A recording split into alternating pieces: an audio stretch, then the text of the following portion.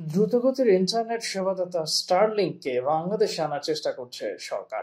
13 ফেব্রুয়ারি অন্তর্বর্তী সরকারের প্রধান উপদেষ্টা অধ্যাপক মোহাম্মদ ইউনূস স্টারলিংকের প্রতিষ্ঠাতা বিশ্বের শীর্ষস্থানীয় প্রযুক্তি উদ্যোক্তা ইলন মাস্কের সঙ্গে ফোনে কথাও বলেছেন।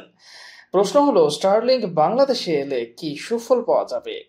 প্রযুক্তি খাতের ব্যক্তিরা বলছেন, স্টারলিংক বাংলাদেশে এলে দুর্গম এলাকায় খুব সহজে উচ্চগতির ইন্টারনেট সেবা পাওয়া যাবে। ফলে ইন্টারনেট সেবার ক্ষেত্রে গ্রাম ও শহরের পার্থক্য ঘুচে যাবে। গ্রামে বসে উচ্চগতির ইন্টারনেট ব্যবহার করে ফ্রিল্যান্সিং সহ ইন্টারনেট ভিত্তিক কাজ করতে পারবেন তরুণেরা। দুর্যোগের পর দ্রুত যোগাযোগ প্রতিস্থাপনে বড় ভূমিকা রাখতে পারে স্টারলিংক। আরেকটি সুবিধা হলো গোপনীয়তা রক্ষা করে যোগাযোগ। স্টারলিংক যদি আড়ি পাতার সুযোগ না দিয়ে বাংলাদেশে সেবা দেয়, তাহলে অনেকেই প্রতিষ্ঠানটির ইন্টারনেট ব্যবহারে আগ্রহী হয়ে উঠতে পারেন। অবশ্য স্টারলিংকের ইন্টারনেট ব্যয়বহুল, সাধারণ মানুষের পক্ষে তা ব্যবহার করা কঠিন। ঢাকা বিশ্ববিদ্যালয়ের তথ্য প্রযুক্তি ইনস্টিটিউটের অধ্যাপক বি.এম. মইনুল হোসেন বলেছেন, স্টারলিংক স্যাটেলাইট ভিত্তিক ইন্টারনেট সেবা দেয়, তার দিয়ে তা সংযুক্ত করতে হয় না। তাই স্টারলিংকের মাধ্যমে দুর্গম অঞ্চলে ইন্টারনেটের আওতায় আনা যাবে। তিনি বলেন, দেশে বিদ্যমান ইন্টারনেট সেবার মান নিয়ে সমস্যা রয়েছে। স্যাটেলাইট সেবা এলে যারা মানসম্পন্ন ইন্টারনেট চান, তাদের জন্য বিকল্প সুযোগ তৈরি হবে। বাংলাদেশে এখন যে ইন্টারনেট সেবা দেওয়া হয় তা সাবমেরিন কেবল নির্ভর, অর্থাৎ সমুদ্রের তলদেশ দিয়ে তারের মাধ্যমে ব্যান্ডউইডথ এনে মোবাইল নেটওয়ার্ক অপারেটর ও ইন্টারনেট সার্ভিস প্রোভাইডাররা মানুষকে ইন্টারনেট সেবা দেয়। স্টারলিংক ইন্টারনেট সেবা দেয় স্যাটেলাইট বা কৃত্রিম উপগ্রহের মাধ্যমে।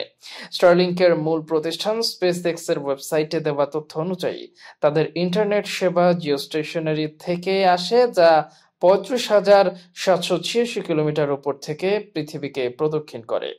স্টারলিংকের ইন্টারনেট সেবা পেতে গ্রাহককে টেলিভিশনের অ্যান্টেনার মতো একটি ডিভাইস বসাতে হবে, যা পৃথিবীর কক্ষপথে ঘুরতে থাকা স্যাটেলাইটের সঙ্গে যোগাযোগ রক্ষা করে। গ্রাহক এই অ্যান্টেনার সঙ্গে একটি স্টারলিংকের রাউটার স্থাপন করে ইন্টারনেট সেবা পান। আবাসিক গ্রাহকদের জন্য স্টারলিংকের মাসিক সর্বনিম্ন ফি $120 বা প্রায় 15,000 টাকা। তবে কর্পোরেট গ্রাহকদের জন্য স্টারলিংক কিটের দাম ও মাসিক ফি দ্বিগুণের বেশি। তবে দেশভেদে দামে ভিন্নতা রয়েছে। 3 বছর ধরে বাংলাদেশে ব্যবসা করার আগ্রহ দেখাচ্ছে স্টারলিংক। তাদের ওয়েবসাইটে কোন দেশে তাদের সেবা রয়েছে তা উল্লেখ করে একটি মানচিত্র পাওয়া যায়। তাতে বলা আছে, চলতি বছর বাংলাদেশের যাত্রা শুরু হওয়ার কথা। 2023 সালের জুলাইয়ে বাংলাদেশে স্টারলিংকের প্রযুক্তি এনে পরীক্ষা করা হয়। সে সময় তৎকালীন মন্ত্রীদের সঙ্গে স্টারলিংকের বৈঠকও হয়েছিল। 1.5 বছর আগে স্টারলিংকের প্রতিনিধি দল বাংলাদেশে এসে যখন তৎকালীন মন্ত্রীদের সঙ্গে বৈঠক করে, তখন এর প্রযুক্তিগত পরীক্ষা নিরীক্ষা হয়েছিল। তখন জানানো হয়েছিল পরীক্ষার ফল ইতিবাচক ছিল। বড় প্রশ্ন হয়ে দেখা দিয়েছিল, টেলিযোগাযোগ খাতে সরকারের বিধিসম্মত প্রবেশাধিকার বা আড়ি পাতার সুযোগ থাকবে কিনা। বিগত সরকার স্টারলিংকের সঙ্গে বৈঠকে জানিয়ে দিয়েছিল আড়ি পাতার সুযোগ দিতে হবে।